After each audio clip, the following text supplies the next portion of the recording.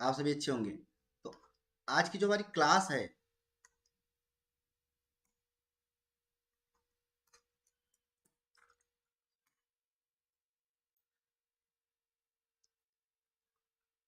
UP board mission mission UP top, इससे related हम आज यहाँ पर डिस्कस करेंगे न्यू सिलेबस डिस्कशन। क्यों? क्योंकि क्या हुआ था, लास्ट ईयर 30% कोर्स को रिड्यूस कर दिया गया था। फिर इसको क्या किया गया, इस न्यू सेशन में ऐड कर दिया गया। तो इन सब को हम इस अपनी क्लास में आज डिस्कस करेंगे, और कल से ये क्लास एमसीक्यू ना होके थियरी बेस्ड क्लास होगी। यहाँ पर डेली हम थियरी की आप लोगों को प्रैक्टिस करवाएंगे और पढ़ाएंगे, है ना। तो इसमें हम डिस्कस करते हैं सामाजिक विज्ञान, सोशल साइंस। हम यहाँ पर सिर्फ सोशल साइंस को डिस्कस करेंगे। सामाजिक विज्ञान में जो है 4 पार्ट होते हैं, जिसमें फर्स्ट पार्ट है भारत और समकालीन विश्व। इसका मतलब होता है इतिहास या हिस्ट्री। सेकंड है समकालीन भारत, पार्ट 2, इसे भूगोल कहते हैं। ये भूगोल के ज्योग्राफी के उसमें हम पढ़ते हैं। तीसरा है लोकतांत्रिक राजनीति, यानी नागरिक शास्त्र के आधार पे हम पढ़ते हैं। चौथा है हमारा आर्थिक विकास की समझ या अर्थव्यवस्था। ठीक है, आवाज हमारी क्लियर है ना? कमेंट बॉक्स में जरूर बता दीजिएगा। गुड इवनिंग, मेरी वॉइस क्लियर है ना? ठीक है। तो इतिहास, भूगोल, नागरिक शास्त्र और अर्थशास्त्र, history, geography, civics and economics को हम इस सामाजिक विज्ञान में पढ़ते हैं। यहाँ पर लिखा है आपके जो 70 मार्क्स हैं वो आपके प्रश्न पत्र के लिखित उसमें आएंगे, और 30 मार्क्स जो हैं आपके प्रोजेक्ट बेस होते हैं, जो कि कॉलेज की तरफ से दिए जाते हैं। इसमें इतिहास का जो है वो पार्ट आपका 20 मार्क्स का रहता है, भूगोल का 20 मार्क्स का, नागरिक शास्त्र का 15 का, एंड अर्थशास्त्र का 15 का। तो टोटल 70 नंबर आपके ये हो गए थियरी के, और 30 मार्क्स में आपका प्रोजेक्ट बेस्ड होता है, तो आपका 100 हो गए। ठीक है, तो ये आपका एक ओवरव्यू था। इसके बाद क्या हुआ था, लास्ट ईयर 30% जो सिलेबस को रिड्यूस किया गया था, अभी मैंने पहले बताया, इसमें अब इस सिलेबस को ऐड कर दिया गया है। तो आपको 70% या 100% सिलेबस आपको पढ़ना पड़ेगा। ये हम आगे डिस्कस करेंगे कौन से रिड्यूस हुए थे और किनको फिर से ऐड किया गया है। Good evening.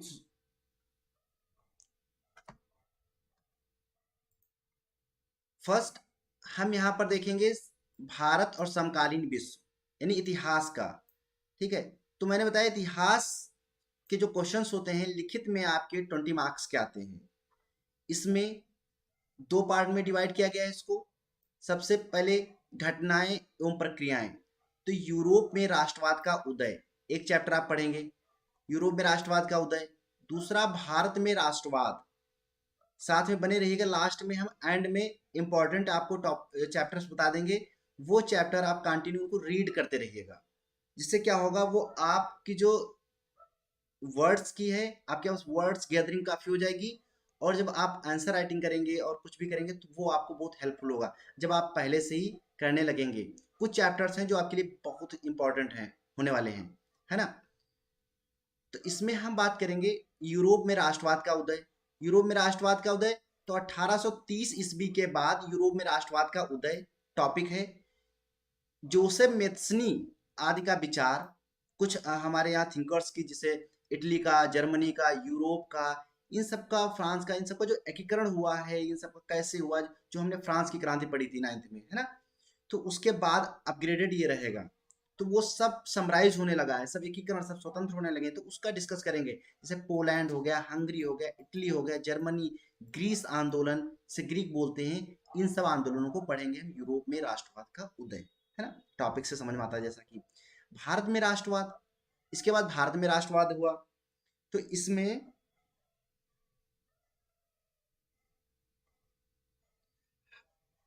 हाँ कृतिका, जो 30 मार्क्स हैं मैंने बताया ना, 70 मार्क्स का तो रिटर्न होता है और 30 मार्क्स होते हैं जो कॉलेज की तरफ से दिए जाते हैं आपको।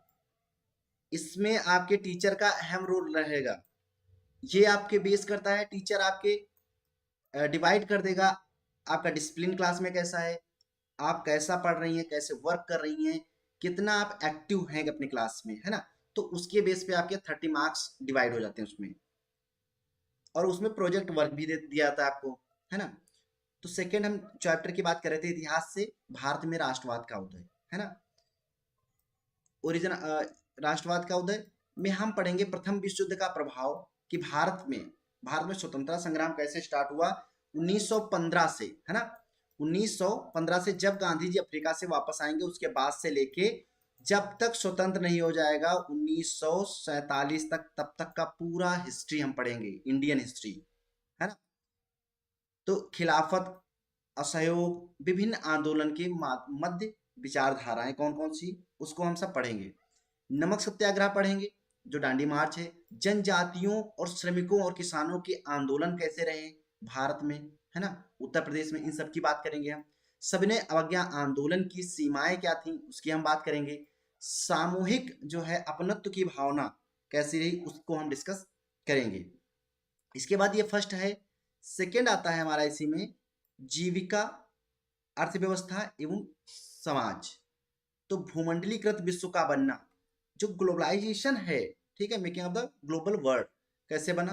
तो पूर्व आधुनिक युग, जो आप चरवाहे वाला पढ़े थे आपने टॉपिक अपने 9th में, उसका इसमें मेन रोल रहेगा। वहां से हम स्टार्ट करेंगे। अफ्रीका में चरवाहे हो गए, जैसे मसाई हो गए, है ना। भारत में हो गए भूटिया और गुज्जर, इनका कैसे कैसे चरवाहों की प्रजाति खत्म होती गई, ब्रिटिश रूल आता गया, ब्रिटिशर्स आते गए, कैसे कैसे इनको अलग किया, इस सब की बात करेंगे हम। 19वीं शताब्दी में विश्व में उपनिवेशवाद, ट्रेड कैसे स्टार्ट हुआ, है ना, व्यापार।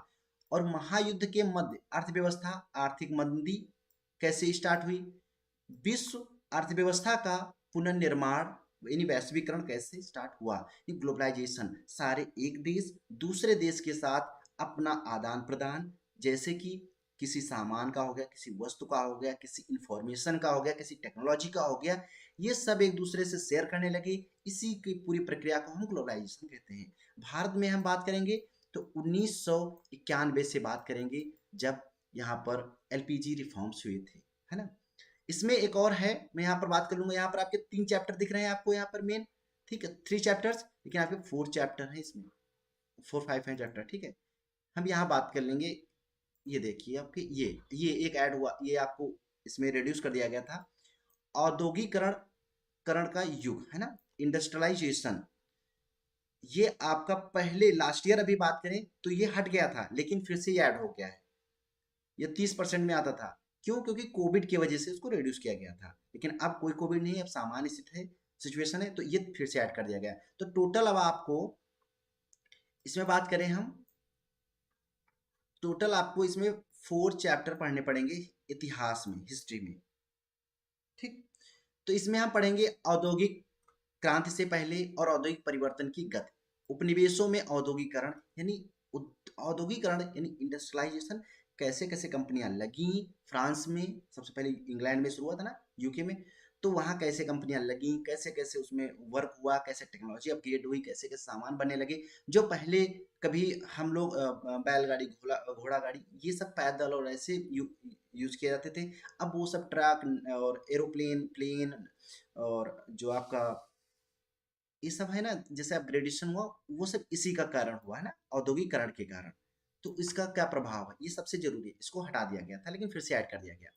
प्रारंभिक उम्मीद, जो उद्यमी और कामगार, औद्योगिक विकास एवं अनूठापन, वस्तुओं के लिए बाजार, है ना, इनको ऐड किया गया। मुद्रण संस्कृत और आधुनिक विश्व, है ना, इनको सबको फिर से ऐड कर दिया गया है।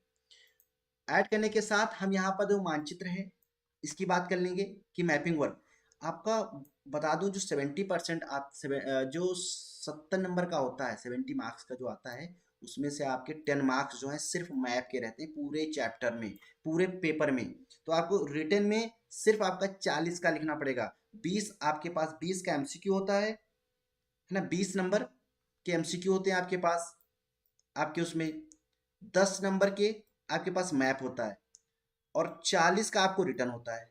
तो आप फोकस 20 और 10 इसको आप कम मेहनत में ज्यादा अच्छे से प्रिपेयर कर सकते हैं और आप टॉप कर सकते हैं, है ना। और 40 की टेंशन छोड़ दीजिए, क्योंकि इस बार हम यूट्यूब पर कल से क्लास टॉपिक वाइज स्टार्ट कर देंगे। तो कल हम अपने में सबसे पहले स्टार्ट करेंगे यूरोप में राष्ट्रवाद का उदय, वहां से।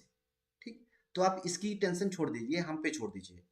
और ये भी हम पे है, अभी हम लास्ट में डिस्कस करेंगे कि आप ये 20 मार्क्स कहाँ से बेहतर गेन कर सकते हैं, और 10 मार्क्स, है ना। तो मानचित्र का काम होता है इसमें 10 नंबर का, जिसमें भारत में राष्ट्रवाद, भारतीय राष्ट्रीय कांग्रेस अधिवेशन जो कलकत्ता अधिवेशन हो गया सितंबर 1920 में, नागपुर दिसंबर 1920 में जो अधिवेशन हुआ था, उसको आपको मैप पे शो करना है। ये सब हम बताएंगे, आप टेंशन मत लीजिएगा, मैं सब आपको डिस्कस करूंगा वन बाय वन। मद्रास का जो अधिवेशन था, लाहौर अधिवेशन, है ना। भारतीय राष्ट्रीय आंदोलन जो इंडियन मूवमेंट्स हुए, नेशनल इंडियन मूवमेंट्स हुए थे, जिसे चंपारण बिहार में, कहा नील की खेती करने वाले किसानों का आंदोलन। तो ये आपको मैप पे पूछे जाएगा, नील की खेती करने वाले किसानों का आंदोलन कहाँ हुआ था, चंपारण बिहार। आपको मैप में शो करके लिख देना है, मैप पे शो करना जरूरी है, और साथ में पेपर पे कॉपी पे आपको लिखना पड़ेगा चंपारण नाम, है ना, बिहार। खेड़ा आंदोलन इंपॉर्टेंट है आपके लिए, अहमदाबाद, अमृतसर, चौरी चौरा उत्तर प्रदेश में, डांडी गुजरात में, ठीक है। तो ये आपके इंपॉर्टेंट इतिहास का मैंने पोर्शन आपको डिस्कस किया, ये आपके 20 मार्क्स का है। ठीक, इसमें हम आपको चैप्टर लास्ट में बताएंगे कौन सा इंपॉर्टेंट जहाँ से सबसे ज्यादा पूछे जाते हैं, है ना। और इसके आपके 5 नंबर के मैपिंग वर्क आपका हिस्ट्री से आता है, और 5 नंबर का ज्योग्राफी से, है ना। 10 नंबर का है। अब हम सेकेंड पार्ट में चलेंगे, जो कि हमारा ज्योग्राफी है, भूगोल, है ना। समकालीन भारत भूगोल, ये भी देखो 20 मार्क्स का है, इंपॉर्टेंट है, बहुत ही नॉर्मल। उसमें आप बहुत ही अच्छे तरीके से आप पढ़िएगा, ठीक है। आपको नहीं समझ में आ रहा है, आप कमेंट बॉक्स में बताइए, और हमारा नंबर है 7754019135, ठीक है। इस पे आप मैसेज करके आप पूछ भी सकते हैं। तो भूगोल में हम ज्योग्राफी का डिस्कस करेंगे। तो ज्योग्राफी में आपके जो चैप्टर हैं वो है संसाधन एवं विकास, वन्य एवं वन्यजीव संसाधन, जल संसाधन, है ना, कृषि और खनिज ऊर्जा एवं संसाधन, राष्ट्रीय अर्थव्यवस्था की जीवन रेखाएं। तो आपके टोटल 7 चैप्टर हैं इसमें, टोटल 7 चैप्टर, है ना। इसमें लास्ट ईयर हम बात करें तो इसमें कुछ चैप्टर जो हैं वो कम हो गए थे, यहाँ पर हम देख लेंगे। ये विनिर्माण उद्योग, है ना, विनिर्माण उद्योग आपका कम हुआ था, इसको फिर से ऐड कर दिया गया है। तो टोटल आपके पास 8 चैप्टर हैं, ज्योग्राफी में 8 चैप्टर, है ना। लेकिन इसमें कोई नहीं, सब एक दूसरे से कोरिलेट है, सब संसाधन के आधार पे हैं। जब हम संसाधन पढ़ाएंगे, उसको आप अच्छे से अगर आपने समझ लिया है, तो आप पूरे चैप्टर इजिली समझ जाएंगे, ठीक है। तो संसाधन एवं विकास, संसाधन में संसाधन प्रकार, उनकी प्रकार में प्राकृतिक संसाधन, मानवीय संसाधन, संसाधन नियोजन की आवश्यकता क्यों है, इनके सब टॉपिक हैं। प्राकृतिक संसाधन, एक संसाधन के रूप में भूमि, है ना, भूमि कृषि पे आ जाएंगे हम लोग यहाँ पर, ठीक है।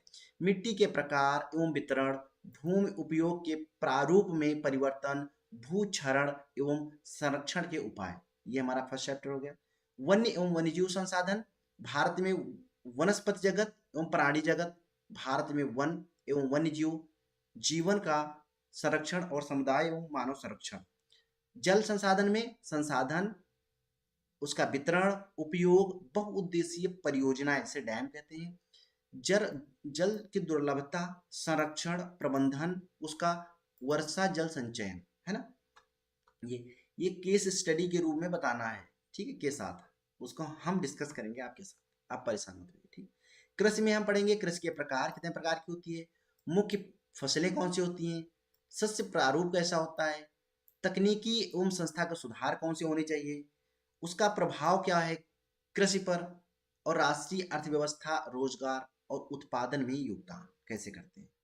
खनिज एवं ऊर्जा संसाधन में खनिजों के प्रकार, उनका वितरण, ठीक है। वितरण यहाँ पर केवल मानचित्र लिखा है ना, क्योंकि यहाँ से पूछा जाता है, ये मानचित्र के लिए भी उपयोगी है।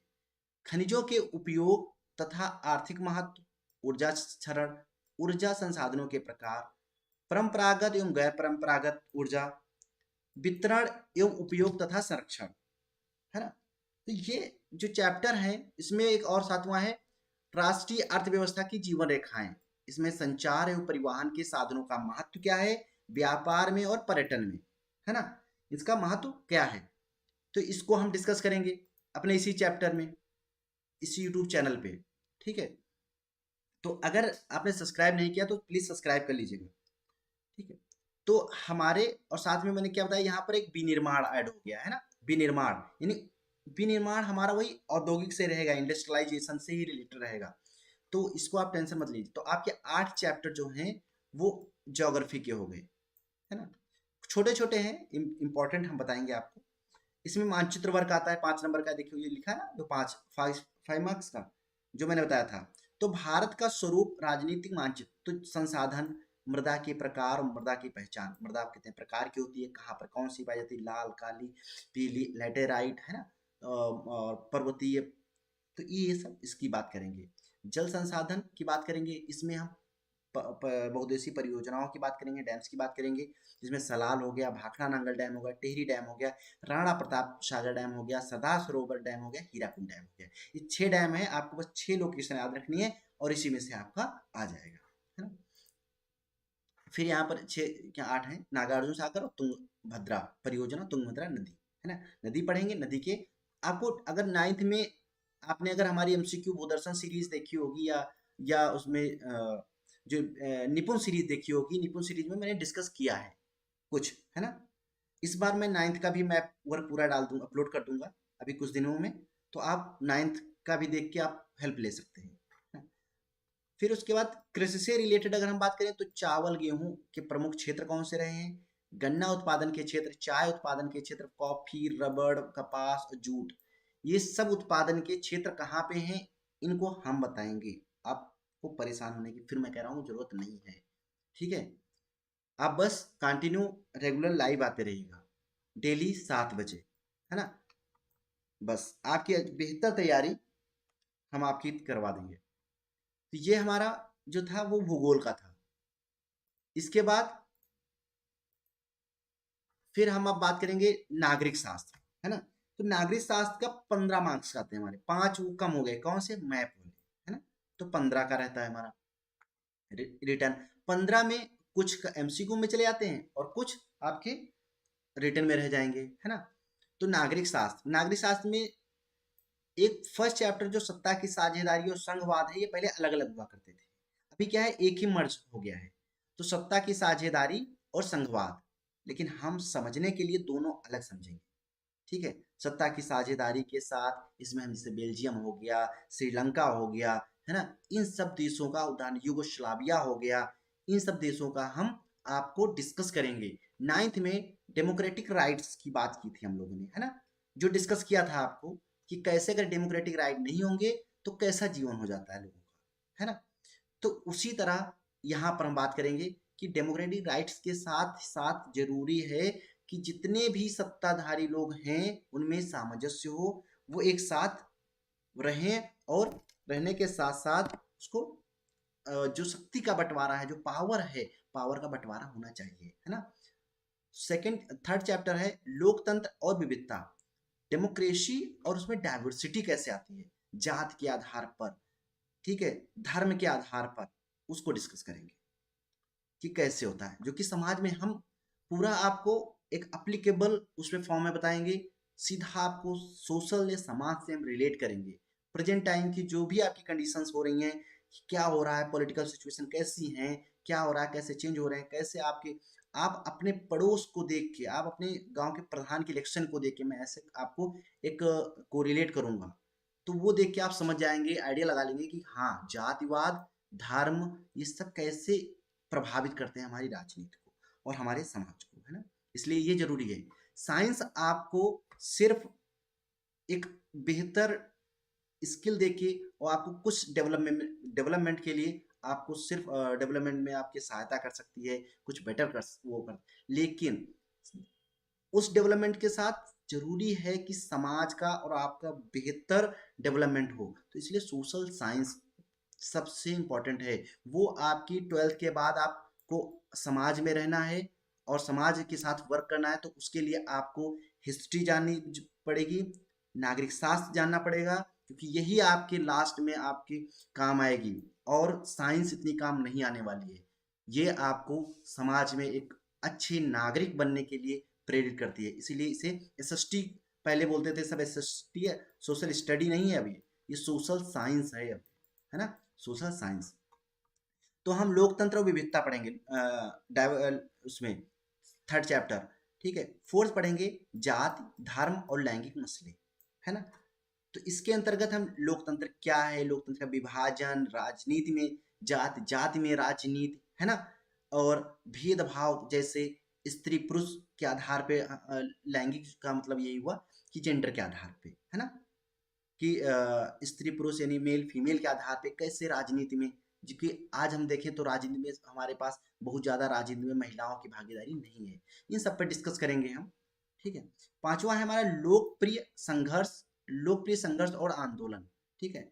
ये ऐड हो गया, पहले नहीं था। इसमें पहले प्रोजेक्ट ही दिया गया था, लेकिन फिर से ऐड हो गया है। 30% अब हट चुका है ना, वो 30% आपको रिडक्शन नहीं मिलेगा, आपको 100% कोर्स पढ़ना पड़ेगा।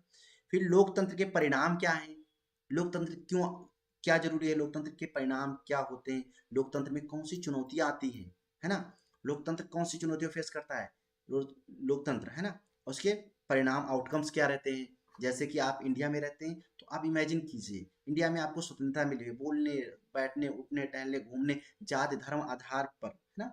लेकिन अगर ये सब ना हुआ लोकतंत्र, तो क्या होगा, पावर सत्ता की साझेदारी रही तो क्या होगा, श्रीलंका में क्या हो रहा है ना, पाकिस्तान में क्या हो रहा है, बेल्जियम में, यूगोस्लाविया में, ये सब कहाँ क्या हुआ, इस सब पे डिस्कस करेंगे हम आगे चल के। आज हम इतना डिस्कस नहीं, ठीक है। तो आपको 1 2 3 4 5 6, तो आपको टोटल 6 चैप्टर यहाँ पर, और हम देख लेते हैं आगे 6 के साथ साथ 7 चैप्टर, क्योंकि एक और ये हुआ, ठीक है।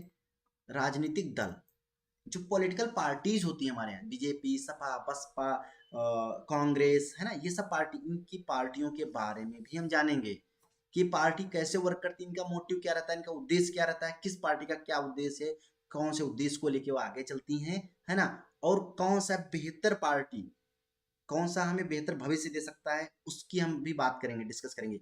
तो प्रतियोगिता, प्रतिवाद में, संघर्ष आपस में, राजनीतिक दलों की क्या भूमिका रहती है, राजनीतिक दल कैसे अपने जो वोटर्स को लुभाते हैं, कैसे उन पे प्रभावी होते हैं, कैसे समाज को अपनी तरफ लाते हैं, कैसे लोगों को खींचते हैं ना।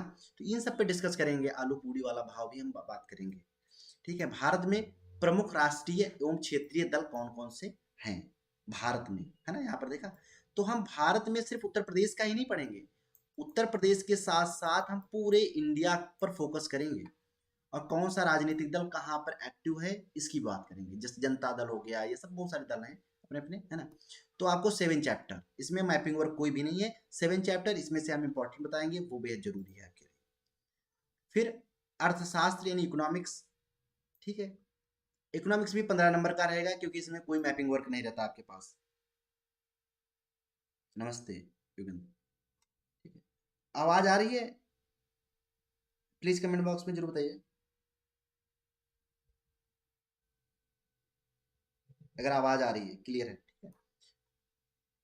कहीं बोर तो नहीं फील कर रहे हो आप, कम से कम मैसेज करते रहिए, हम देख रहे हैं कंटिन्यू आपके मैसेज।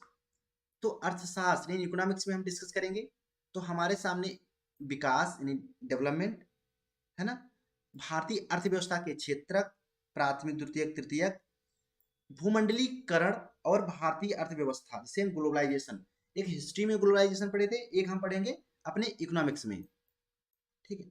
और वो हमारा रिलेट करेगा हमारे जो कल्चर्स हैं, हमारे रिचुअल्स हैं, उनका कैसे ग्लोबलाइजेशन हुआ है ना, वो कैसे एक देश से दूसरे देश गए हैं, कोई धर्म एक देश में था वो दूसरे देश में कैसे पहुंच गया, बुद्धिज्म इंडिया में डेवलप हुआ, चीन, थाईलैंड, नेपाल, श्रीलंका, इन सब में कैसे स्प्रेड हुआ, है ना, इन सब की हम बात करेंगे। इस्लाम जो गल्फ कंट्रीज में डेवलप हुआ, इंडिया तक कैसे पहुंचा, इंडिया से बाद अलग कंट्रीज में कैसे पहुंचा, क्रिश्चियनिटी की हम बात करेंगे, क्रिश्चियनिटी जो कभी यूरोपियन कंट्रीज में हुआ करती थी, वो इंडिया तक कैसे आ गई, है ना। इंडिया के लोग आपको south America, north America, Europe, है ना, आइलैंड्स पे कैसे मिलते हैं, कैसे पहुंच गए, कैसे वियतनाम और थाईलैंड पहुंच गए, है ना। इन सब की हम डिस्कस करेंगे हिस्ट्री वाले ग्लोबलाइजेशन में। और इस ग्लोबलाइजेशन में, भूमंडलीकरण में और भारतीय अर्थव्यवस्था में हम डिस्कस करेंगे देशों का उत्पादन, कंट्री में कितना उत्पादन हो रहा है। ओके सुमामा, ठीक है। विश्व व्यापार का क्या महत्व है, विभिन्न बाजार आपस में कैसे जुड़े हुए हैं एक देश से दूसरे देश, वैश्वीकरण क्या है, और WTO, है ना, वर्ल्ड ट्रेड ऑर्गेनाइजेशन, विश्व व्यापार संगठन, जो कि सब पूरे वर्ल्ड के जो व्यापार होते हैं उस पर नजर रखता है, उसके रूल बनाता है, उसको हम पढ़ेंगे। फिर उपभोक्ता अधिकार, कि आप एक नागरिक हैं, ठीक है, आप एक उपभोक्ता हैं हर एक मायने में, है ना। क्योंकि इतना ग्लोबलाइजेशन हो चुका है कि अगर उपभोक्ता अधिकार ना किए जाए तो एक दूसरे का शोषण होता रहता है। आप दुकान पे जाते हैं, आपको गलत तरीके से सामान दे देता है, कुछ भी आपको बोल के, है ना, कि इतनी वारंटी, इतनी गारंटी इसकी, ये इसमें ये अच्छा है, इसकी बहुत अच्छी मांग है, डिमांड है करके, और साथ में जो MRP होता है, MRP उसको हटा के उसके एक्स्ट्रा आपको दे रहा है, ठीक है। तो इन सब पे रोक लगाने के लिए, इलीगल तरीके से ये सब बेचने के लिए उपभोक्ता अधिकार आया, जो कि हर एक नागरिक के पास है। उपभोक्ताओं का शोषण कैसे होता है ये हम बात करेंगे, और उनको शोषण के कारण कौन से हैं, और उपभोक्ता जागरूकता का उदय, और बाजार में उपभोक्ता को कैसा होना चाहिए, यानी आपको कैसा बाजार में बिहेव करना चाहिए, किस तरीके से आपके शोषण हो सकता है, शोषण के कौन से कारण हैं, और आप किसी भी माल को परचेज, किसी भी सामान को परचेज कर रहे हैं तो आपको आइडेंटिफिकेशन हम भी बताएंगे। होल मार्क्स हो गया जैसे सोने के लिए, है ना, ईसाई मार्क्स हो गया, ये सब जो होते हैं उनको हम बताएंगे कि उनको, उनके आधार पे आप कैसे सामान को अच्छे से क्वालिटीदार उसको ले सकते हैं और उसको जान सकते हैं। तो ये 1 2 3 4, और मैं देख लेता हूँ एक्स्ट्रा एडिशनल हमारा था 4 5। तो 5 जो चैप्टर हैं आपके, है ना, मुद्रा साख, कि जो मुद्रा होती है, पैसा रुपया जो होता है वो कैसे बनता है, कैसे सर्कुलेशन होता है उसका मार्केट में, आपके पास कैसे आता है, व्यापार, इसमें देखो भारत में अर्थव्यवस्था में मुद्रा की भूमिका क्या है, बचत कैसे, साख के लिए औपचारिक एवं अनौपचारिक वित्तीय संस्थाएं कौन सी हैं, सामान्य परिचय उसका, किसी एक औपचारिक संस्था, कोई राष्ट्रीयकृत वाणिज्यिक बैंक की बात करेंगे कि बैंक कैसे वर्क करते हैं और कैसे ये हमारे उसको सर्कुलेट करते हैं मनी को, है ना। वित्तीय संस्थाओं की बात करेंगे, साहूकार की बात करेंगे, जमींदार की बात करेंगे, चिट फंड की बात करेंगे, निजी वित्तीय कंपनियों की बात करेंगे कि कैसे इनका रोल रहता है मनी के सर्कुलेशन में, मुद्रा कहाँ से होती है, कैसे बनती है, उसका क्या रीजन रहते हैं, इन सब की बात करेंगे। तो आपके टोटल 5 चैप्टर इकोनॉमिक्स के हो गए, ठीक है। तो हम बात कर रहे थे हिस्ट्री में, उसमें हिस्ट्री में हमारे कितने थे, हिस्ट्री में 5 थे, है ना, 5 थे। इसके बाद 8 चैप्टर हमारे ज्योग्राफी से थे, फिर 4 चैप्टर सिविक्स में थे, 4 है, नहीं नहीं सॉरी, एक मिनट, सिविक्स में हमारे हैं, हाँ 7, सिविक्स में हमारे 7, इन नागरिक शास्त्र में हमारे 7 चैप्टर, है ना। तो 7 चैप्टर नागरिक शास्त्र के हो गए हमारे, और 5 चैप्टर यहाँ हो गए। तो 7 5 12, 12 5 17, 25, टोटल हमको मिनिमम 25 चैप्टर हमारे पास हैं, 25 चैप्टर हम पढ़ेंगे। लेकिन 25 चैप्टर याद नहीं करना है, हम आपको बताएंगे कि कौन इंपॉर्टेंट है। जैसे अभी पहले देख लें, इसमें कुछ नहीं आगे, हाँ पहले ये सुन लीजिए जानकारी, फिर हम इंपॉर्टेंट बताते हैं आपको, ठीक है। ये हमारा यूट्यूब चैनल है ज्योग्राफर संदीप, ठीक, इसको आप अपने साथियों को भी बता दीजिएगा। यहाँ पर डेली 7 बजे शाम को हम थियरी पढ़ाएंगे, ठीक है, हाई स्कूल की, है ना, 10th की पूरी SST आपको यहाँ पर हम डिस्कस करेंगे। तो चैनल को सब्सक्राइब कर लें। अगर आप नए हैं तो आप भी सब्सक्राइब कर लीजिए 7 बजे के लिए। यहाँ पर आपके लिए बेहतर सोल्यूशन मिल जाएगा। अगर आप खाली 10th का ही नहीं है, यहाँ पे आपको सबको मिलेंगे। यूपी बीएड की चल रही है हमारी क्लासेस, सुबह 7 बजे प्रीमायर आता है, ठीक है। लाइव तो नहीं रहते हैं, अपलोड कर देते हैं, 7 बजे आप सुबह देख सकते हैं। और ये आप भी नॉर्मल अपने जीके के लिए भी लखनऊ यूनिवर्सिटी से रिलेटेड इंपॉर्टेंट सूचनाएं जो होती हैं वो भी मैं डिस्कस करता हूँ यहाँ पर, और जो पेपर होते हैं उनका प्रोडिक्शन करता हूँ। एक नॉर्मल मेरा ब्लॉग्स का चैनल है, इन सबको छोड़ दीजिए, ठीक है। हम अब डिस्कस करेंगे आपके 10th हुआ का, जो मैं 10th का डिस्कस कर रहा हूँ। तो आप यहाँ पर ये देख पा रहे हैं लास्ट में मैप वर्क प्ले लिस्ट, है ना। Map work UP and CBSE board last में यहाँ पे आप देख पा रहे होंगे। इसमें 14 क्लास टोटल हैं आपकी, 14, है ना। इसमें सीक्वेंस वाइज आपके मैप वर्क दिया हुआ है हिस्ट्री और ज्योग्राफी का। इसके नोट्स बना लीजिए और इसको प्रैक्टिस कर लीजिए, जितना प्रैक्टिस कर पाए आप। ये आपके 14 क्लास है, ज़्यादा से ज़्यादा 20-20, 30-30 मिनट की हैं, 20, 25, 10 ऐसे मिनट की हैं। जितना आप प्रैक्टिस कर लेंगे इन 14 क्लासों को, आपका 10 मार्क्स जो हैं यूपी बोर्ड के 10 नंबर आपके कहीं नहीं गए। आप इसको रट लीजिए एक तरह से। अगर 14 क्लास हैं, अगर आप रटने पे आई 1 महीना 15 दिन में इनको रट सकते हैं, बिल्कुल तैयार कर सकते हैं। रट नहीं, समझ कर बिल्कुल आपके जहन में समा जाएगा, ठीक है। नोट्स बना के आप उसको प्रैक्टिस करते रहिए मैप पे कंटिन्यू, ठीक है। अभी के लिए जब तक क्लास लाइव और सब नहीं चल रहा है तब तक के लिए आपका कंटेंट है, ये फुल मैप का कंटेंट है यहाँ पे, आपको एनफ है इतना आपके लिए। अब इस यहाँ से आप नोट्स बना लो, नोट्स के साथ प्रैक्टिस कर लो। अब इसकी प्रैक्टिस के लिए यहाँ पर आप भूदर्शन सीरीज देख रहे हैं, ये भूदर्शन सीरीज इंपॉर्टेंट मैप वर्क, ये आपके लास्ट के 15 ईयर्स का यहाँ पर आपको कॉम्बिनेशन मिल जाएगा। 15 ईयर्स तक के लास्ट से जो अभी तक पूछे गए हैं आपके मैप में, उनका संग्रह है इसमें। 34 क्लास हैं इसके अंदर, 34 नहीं है इसमें, कुछ शॉर्ट्स के बेस पे भी हैं, ठीक है। लेकिन वो भी आपके लिए हेल्पफुल है, वो आप देख लीजिए, उनको मैप नहीं करना है। किसी यूगोस्लाविया 7 पार्टों में डिवाइड हुआ, इसकी हम बात की है। बहुत सारी कंट्रियों की, साहेल कंट्री कौन से होते हैं जहाँ पर मसाई लोग रहते थे ना, इन सब की बात की है। तो वो शॉर्ट्स वाले हैं, शॉर्ट्स देख लीजिए। भूदर्शन सीरीज जो क्लासेस हैं उनको मैप जब प्रैक्टिस करिएगा भूदर्शन सीरीज से, तो मैप आपके हाथ में होना चाहिए, है ना। और इसमें सिर्फ मैंने पेन टैब का यूज किया है ना। मे भी थोड़ी राइटिंग हो सकती है, क्योंकि मैं आप देख पा रहे हैं यहाँ पर मैं माउस का यूज कर रहा हूँ, क्योंकि मेरे पेन की जो है वो चार्जिंग चली गई है, तो इसलिए राइटिंग भी नहीं आ पा रही थोड़ी, है ना। तो इसलिए आप यहाँ से कर सकते हैं मैप का। दूसरा, पहले आप यहाँ से प्रैक्टिस कीजिए, मैप वर्क पूरा बनाइए, नोट्स बनाइए, उसके बाद प्रैक्टिस यहाँ से कीजिए। यहाँ इंपॉर्टेंट है, इसको आपने प्रैक्टिस कर डाला, आपके 10 नंबर कहीं नहीं गए, ठीक है। आपके 10 नंबर बिल्कुल आपके पास मुफ्त के हैं, ठीक। इसके बाद सेकेंड ऑप्शन आपका है, ये आप देख पा रहे हैं ब्रह्मास्त्र सीरीज, ये आप देखिए कॉर्नर पे, है ना, लेफ्ट कॉर्नर पे ब्रह्मास्त्र सीरीज, ठीक। ब्रह्मास्त्र सीरीज में हमने 23 क्लास हैं यहाँ पे आपकी, 23 क्लास में सारे एमसीक्यू हैं आपके, और ये पूरे 500 एबव एमसीक्यू हैं इसमें, है ना। 500 एबव एमसीक्यू इसमें आपके हैं पूरे 23 क्लास। अगर आप डेली एक क्लास प्रैक्टिस करेंगे, डेली एक क्लास, तो 1 महीने में आप इनको कवर कर देंगे। इसको 14 दिन में आप कवर कर लेंगे। डेली एक का प्रैक्टिस कीजिए, ज़्यादा नहीं, डेली एक का, ठीक है। हाँ, कल से हम इस पे स्टार्ट कर देंगे chapter wise. First chapter, second जो इतिहास हिस्ट्री से स्टार्ट करेंगे।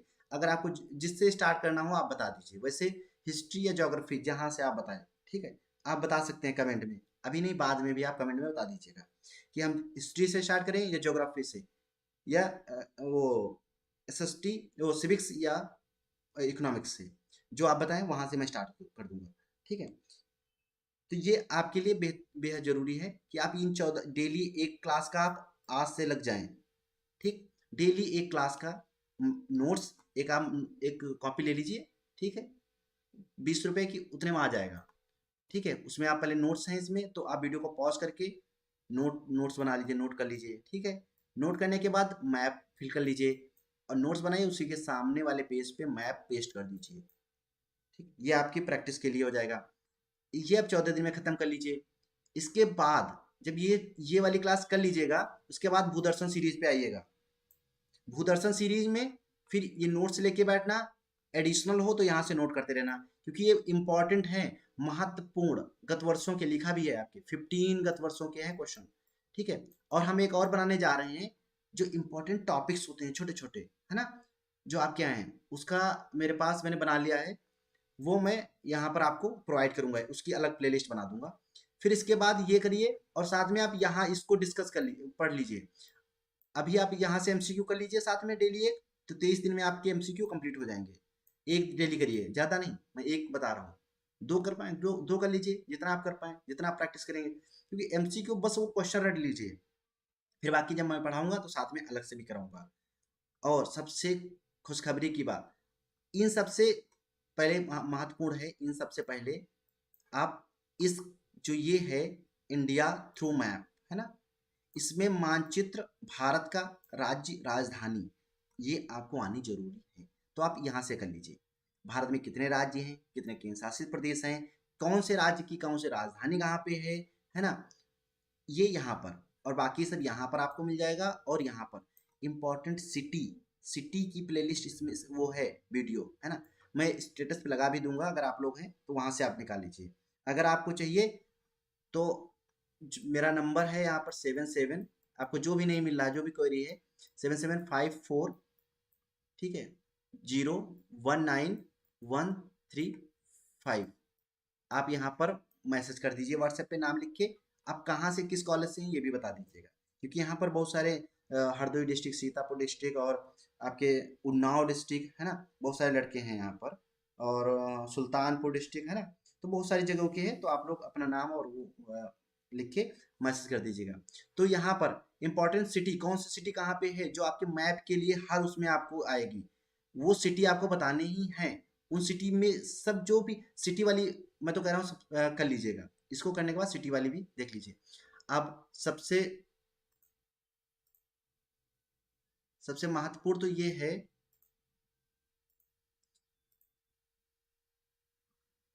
डिस्कस करने से, कि आपको जो मैंने एमसीक्यू यहाँ ये देखो कराए हैं, ये तब तक आप पढ़ लीजिए, मैं और एमसीक्यू प्रैक्टिस प्रैक्टिस करूंगा। लेकिन पब्लिकेशन जा चुका है, तो आपको जून तक, हार्डली जून तक, है ना, लास्ट जून या जुलाई, ठीक है, जून या जुलाई तक आपको एमसीक्यू की मेरी बुक मिल जाएगी।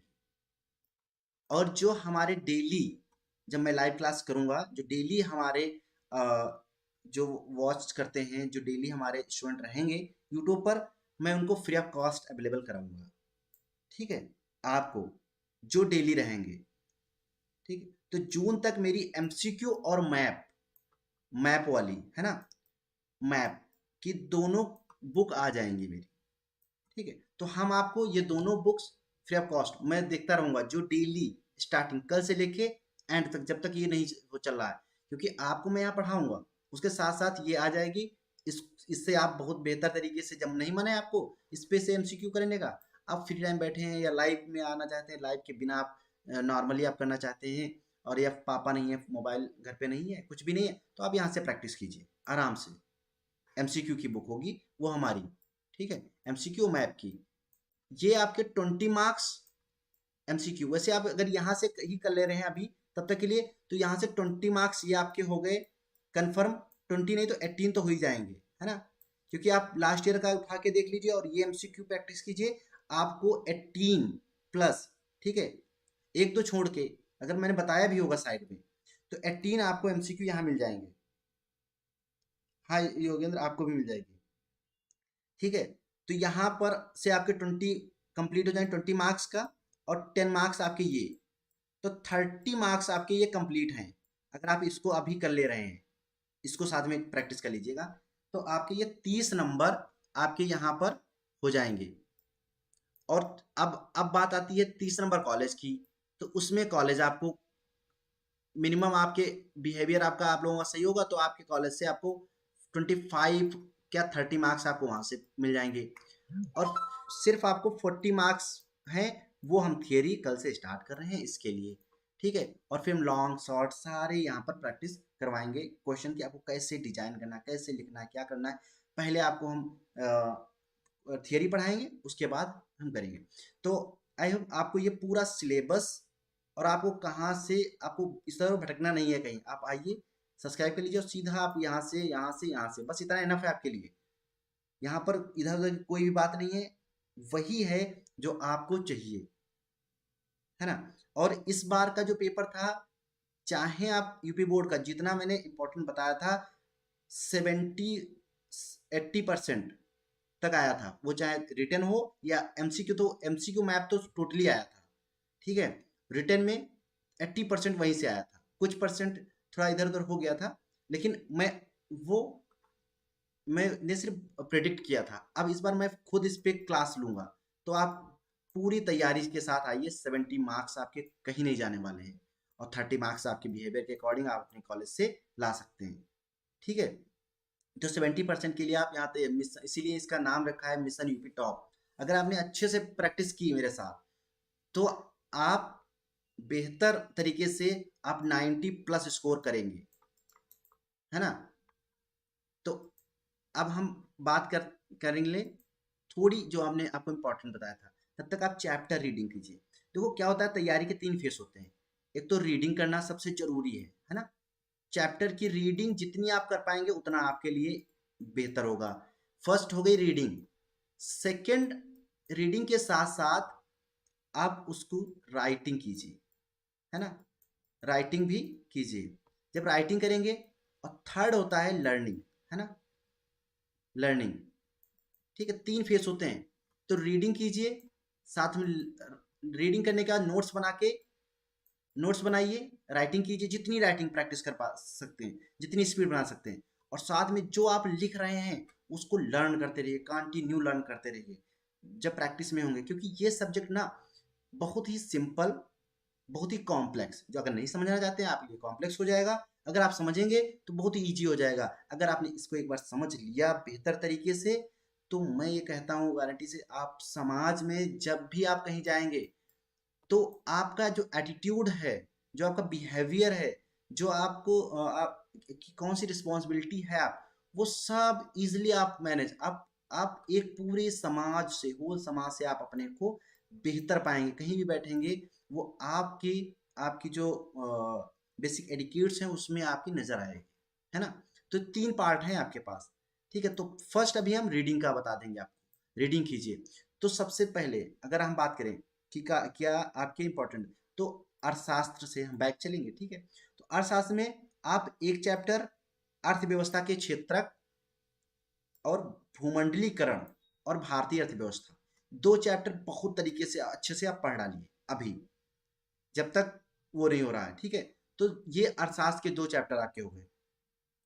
तो ये आप बिल्कुल इनको अच्छे से जितना आप पढ़ पाइए उतना पढ़ डालिए, रीडिंग करिए, अपने अलग से नोट्स बनाइए, है ना। मैं तो नोट्स जो बनवाऊंगा वो तो बनवाऊंगा ही, आपको नोट्स मैं प्रोवाइड करूंगा। बेसिकली मेरा टेलीग्राम है जियोग्राफर संदीप, ठीक है, टेलीग्राम चैनल, ठीक है, जियोग्राफर संदीप, उस पर हम आपको प्रोवाइड करेंगे सारे। तो आप उसको भी जाके ज्वाइन कर सकते हैं, ठीक है। और बाकी इनको आप तब तक के लिए रख दीजिए, पढ़ डालिए, लेकिन ये आप अच्छे से रीडिंग कर लीजिए, ठीक है। सेकंड हम बात करेंगे नागरिक शास्त्र में। नागरिक शास्त्र के सबसे इंपॉर्टेंट है सत्ता की साझेदारी एवं संघवाद। एक क्वेश्चन यहाँ का आपका शॉर्ट, एक लॉन्ग कहीं नहीं गया, ठीक है। इसको आप जितना अच्छे से रीडिंग करके राइटिंग और लर्निंग कर पाए कर लीजिए। सत्ता की साझेदारी और संघवाद, और जाति धर्म और लैंगिक मसले, ये 2 चैप्टर यहाँ के आपके हो गए most important chapter for this category, ठीक है, या दिस पैरा, है ना। और इसमें साथ में दो ये हो गए, ये आपके बेहद जरूरी हैं। और साथ में आप लोकतंत्र एवं विविधता भी आप पढ़ डालिए। ये 3 आपके starting chapter most important chapter हैं, ठीक है। ये नागरिक शास्त्र का हो गया। थर्ड हम आएंगे ज्योग्राफी, भूगोल में। तो इसमें एक तो संसाधन एवं विकास सबसे बेहद जरूरी। यहाँ से एक क्वेश्चन आपको लॉन्ग, एक शॉर्ट्स का मिलेगा ही, ठीक है। तो ये इस चैप्टर को जितना बहुत ही कॉम्प्लेक्स चैप्टर है, लेकिन मैं इसको बहुत ही सरलता पूर्वक आपको समझाऊंगा, और वो आपके लिए जरूरी है, ठीक। ये आपका हो गया है। उसके बाद अब हो गया है ऐड जल संसाधन आपके उसमें, ठीक है। तो जल संसाधन ऐड होने की वजह से जल संसाधन भी आपके लिए इंपॉर्टेंट हो जाता है, क्योंकि बहुउद्देशीय परियोजनाओं के लिए। ठीक, साथ में एक ये दूसरा जल संसाधन, तीसरा आपके पास कृषि है। कृषि से एक क्वेश्चन आपके लिए जरूर आएगा, वो भी कहाँ से, कृषि की फसलों में आपकी गेहूं की फसल या वीट की फसल, ठीक है, और या आपके चावल की फसल, ठीक है, इस, है ना, सॉरी, इस ये फसलें, कृषि, ये 3 चैप्टर भूगोल के हैं, मोस्ट इंपॉर्टेंट, इनको आप मत कीजिए, वो कीजिए बहुत तरीके से, और साथ में खनिज वाला पढ़ लीजिएगा, खनिज मैपिंग के लिए आपके बेहद जरूरी है ना। तो ये 4 चैप्टर, 8 चैप्टर हैं टोटल इसमें, 4 चैप्टर आप ये बहुत अच्छे तरीके से आज से रीडिंग करना स्टार्ट कर दीजिए। अभी आप कुछ मत कीजिए, सिर्फ सिंपल रीडिंग मारिए, सिंपल रीडिंग जितना कर पाए, वो आपको जब मैं पढ़ाऊंगा और जब आप आगे पढ़ेंगे आपको उसका बेनिफिट दिखेगा पूरा। जो मैं कहता जा रहा हूँ वो अगर आप साथ में लगे रहे तो 100% आप सफल होंगे, यूपी टॉप करेंगे, है ना। 90 प्लस आपके मार्क्स कहीं नहीं गए। अगर 90 प्लस मार्क्स इसके आते हैं, आप हमको व्हाट्सएप कर दीजिएगा, मैसेज कर दीजिएगा, और इस इसके थ्रू आपको हम कुछ ना कुछ प्राइज देंगे, जितने भी 90 प्लस लाएंगे, नो डाउट, है ना। तो आपको ज्योग्राफर संदीप की अब सील्ड कुछ और आपको गिफ्ट मिलेगा बेहद अच्छे, जरूरी, ठीक है, लेकिन आप डेली कष्ट, डेली आपको आना पड़ेगा पढ़ने, ठीक है, वो आपका कहीं नहीं गया। गुड इवनिंग सर, ठीक है, ये हमारी तरफ से रहेगा, ज्योग्राफर संदीप की तरफ से, है ना। तो 90 प्लस जो भी करेगा, मैंने क्राइटेरिया सिर्फ 90 प्लस, और जिसने टॉप किया तो उसके लिए तो बम्फर गिफ्ट रहेगा, है ना।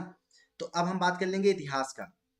तो इतिहास में यूरोप में राष्ट्रवाद का उदय, ठीक, और भारत में राष्ट्रवाद का उदय, दो बहुत अच्छे से पढ़ डालिए, जितना आप इनको रट सकते हैं, जितना चैप्टर लर्निंग कर सकते हैं कर डालिए, ठीक है। और भारत, क्योंकि दोनों ये दोनों इतने हैं कि यहाँ से आपका मैपिंग, और यहाँ से तो बिल्कुल मैप वर्क, पूरा पूरा मैप वर्क आएगा आपका, ऑलमोस्ट 4 मार्क्स यहीं से आपके मैप के रहेंगे।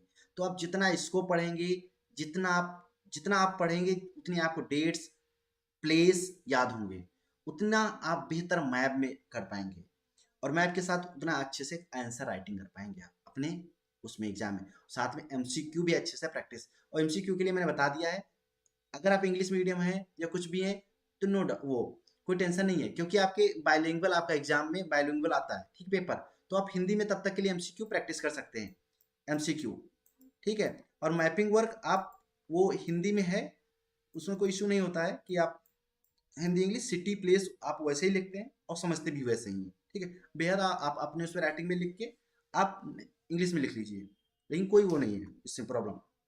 तो एमसीक्यू और मैप के लिए अभी से सबसे पहले मैं कहूँगा मैप वर्क आप कंप्लीट कर लीजिए जाके प्लेलिस्ट से, है ना।